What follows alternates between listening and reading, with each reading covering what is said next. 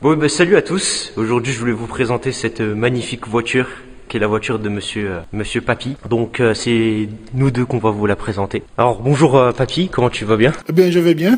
On s'apprête à partir pour chercher des pièces pour réparer cette fameuse voiture qui nous cause tant de soucis jusqu'à maintenant. Rien de grave, mais des petites réparations à faire. C'est une voiture qui a 37 ans et qu'on essaye de restaurer ou de remettre en état de marche. Et il n'y a pas grand chose à faire, quoi, en fait. Alors, donc, il s'agit de quel modèle exactement? Alors, c'est la Scorpio 2 litres injection de 1986, un modèle très ancien, 37 ans, dis-je. Et comme vous le voyez, encore en parfait état. Hormis une glace de cassé, mais par des petits vandales qui n'ont rien trouvé de mieux à faire et qu'on va devoir réparer. Ça va nous coûter un peu de sous, mais c'est encore faisable. Les roues, pour l'instant, ils sont déposés, mais ils sont prêts, neufs, prêts à être remontés. Donc pour l'instant, on est en phase d'attente. Comme les roues n'ont pas d'utilité actuellement, ben, on les remontera une fois les travaux terminés. Alors, est-ce que tu connais un petit peu l'histoire de cette voiture? Alors, l'historique de cette voiture a été achetée par un ami de mon ami, qui a gardé quelques années, qu'il y a revendu. Il était encore avec 50 000 km, je crois. Et depuis, il a gardé pas mal d'années, mais il s'en servait pas. Et comme lui, il est en possession d'une grosse BM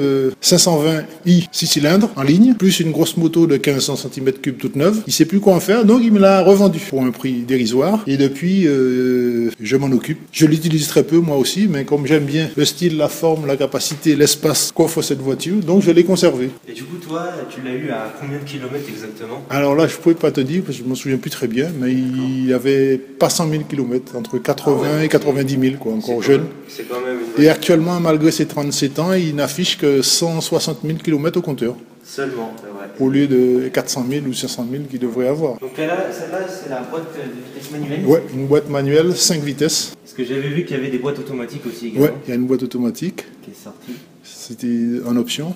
Et de mémoire, je crois qu'il y avait le moteur V6. Un V6. Oui, il y a un V6 aussi, mais pour l'instant, celle-là, c'est une 4 cylindres de 2 litres, hein, sans turbo par contre, mais qui développe quand même 10 chevaux, donc une bonne pêche. C'est une propulsion. On va rappeler les gens, pour les gens qui ne connaissent pas, hein, bien sûr. Une propulsion, c'est-à-dire que c'est les roues arrière. Ouais, les roues arrière propulsent la voiture, donc poussées vers l'avant, et quand c'est la traction avant, ça veut dire traction, ça tire la voiture depuis l'avant. Exactement. Voilà. Vous pouvez voir l'intérieur. C'est encore en parfait état. Tout est opérationnel. Il y a Les logiquement clignotants, rien de les cassé, comme toute vieille voiture, quelques vis à resserrer, mais et quasi état à neuf, quoi. Et c'est vrai que des fois, on a l'habitude de voir sur certaines voitures que Les garnitures de porte. Les garnitures de porte sont des fois déchirées ou Ouais, là c'est en parfait état, vous voyez. Là, sont juste flambant neufs. Les sièges sont encore flambant neufs. L'arrière, je crois qu'on l'est monté 6 fois derrière depuis l'achat de la voiture. Tout est neuf derrière. Je vais essayer d'ouvrir la porte manuellement. Ouais. Les passagers ont très peu voyagé à l'arrière puisque la voiture servait qu'aux propriétaires. Donc vous voyez, les sièges sont encore flambant neufs, ils ont presque 40 ans. Il y a encore presque l'odeur du garage dedans. Et donc celle-là, je ne sais pas si c'était une option, mais il y a la ventilation à l'arrière, c'est ça? Non, c'était d'origine. Ils sont tous équipés d'origine comme ça. Ah d'accord. Ouais. Les options dessus, je crois. Les options, je crois que c'était uniquement la boîte automatique, quelques babioles comme on trouve gratuitement sur toutes les voitures modernes. D'accord. Mais à l'époque, il y avait l'essentiel, hein, un chauffage actif depuis l'arrière, un allume-cigare, cendrier, etc. Les sièges, les deux sièges sont rabattables, ce qui permettait d'amener les skis à la montagne, 2,20 m de long. Les deux sièges sont rabattables, donc ce qui livre un coffre de presque 900 cm3 ou 680, enfin, une énorme capacité de transport. Mettre des roues neuves, les remonter, profiter pour faire une vérification des freins. Des jantes taillées ou des jantes tôles? Non, pour l'instant, elle est équipée des jantes tôles, mais qui, dans la mesure du possible, sera remplacée par des jantes alu ou des jantes adaptables, modernes, avec un diamètre plus élevé, 20, pour installer des nouveaux pneus.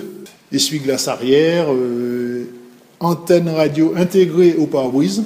L'antenne est directement intégrée dans le pare-brise. Hein. C'était déjà quasiment le haut de gamme de l'époque. Hein. Les portières rétroéclairées, signalisation porte ouverte de nuit, équipé une chaîne radiophonique complètement installée, des haut-parleurs boosters à l'arrière, détruiteurs à l'avant, plus des boomers. Voilà la mécanique, un 2 litres injection, voilà, en position longitudinale avant. Comme vous le voyez, presque rutilante, quasi en parfait état. Hein. 160 000 km pour une voiture de 10 chevaux, une routière longue distance, quasi neuve. Vous voyez encore l'état des peintures, ne serait-ce que dans la cage, le compartiment moteur. Distribution neuve, courroie d'accessoires neufs, bougie neuve, système d'alimentation haute fréquence neuve, bougie neuve, prête à partir.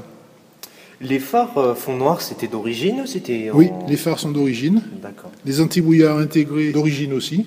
Et voilà, on peut en dire plus, mais on ne va pas trop rentrer dans les détails, puisque la voiture n'étant pas prête à rouler, ça ne sert à rien de vous abreuver de chiffres ou de qualité de la voiture. Voilà. On va s'en tenir là pour aujourd'hui. Exactement. Parfait. Voilà, moi j'espère que la petite démo vous a plu. Le propriétaire et son petit-fils vous a présenté dans la mesure du possible avec leurs moyens et la vidéo et puis les conditions qu'on a, parce qu'on n'est pas en studio évidemment. Espérons que vous y trouverez quelques renseignements ou une petite appréciation de la qualité de son travail. Bien sûr, on vous remercie et on vous souhaite une bonne journée. Et bien sûr, si vous avez des questions à nous poser sur la Scorpio, n'hésitez pas à mettre tout ça en commentaire. Moi je vais tous les lire et donc on s'y fera un plaisir d'y répondre, n'est-ce pas? Merci. Allez, sur ce, n'oubliez pas de vous abonner à LCRFR. Comme d'habitude, le bouton rouge en dessous, vous cliquez, vous activez la cloche et vous êtes au courant dès que je sors une nouvelle vidéo. Voilà, puis moi je vous retrouve comme d'habitude prochainement sur LCRFR. Allez, salut à tous.